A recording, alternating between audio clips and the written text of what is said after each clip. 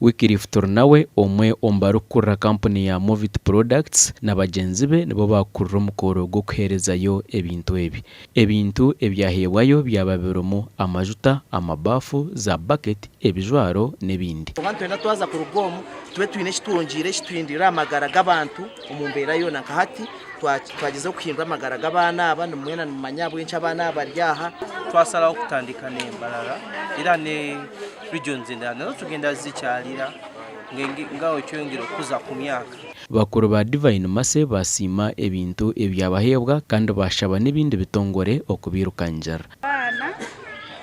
Abana bera betaga ebintu bingi ng'omwana bubira n'omwana ewaka so byabalina kyasobodde kyonna tukyaniriza okusobola okutwala omulimu guno mu maaso.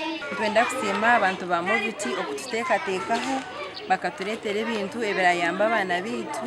Research neyoreka ngu abaana abakuleeta abokukira abokunagwa nguto nankahi bakaletwa abokukira ne barugombi cyeka byitu kunga kumushayi okukweraho osanga bukwera nabukurugahare abantu bitu abo muri mbara sitene na district zitotoriro abokwera ne bace. Movit okore byona bariyo no bagaruza ba customer babo omu campaign yo kweteekateekera omukoro gwo kujaguza emyaka 26 eyibasi omuhereza aho batebekanise ekivuro ekyesirwe ekihoro cy'omuziki ekirabeho ebiro 9 by'okwezi kwa 12 omwaka ogwo omu kishayi kakyeka. Gashakwa Ram Edwin.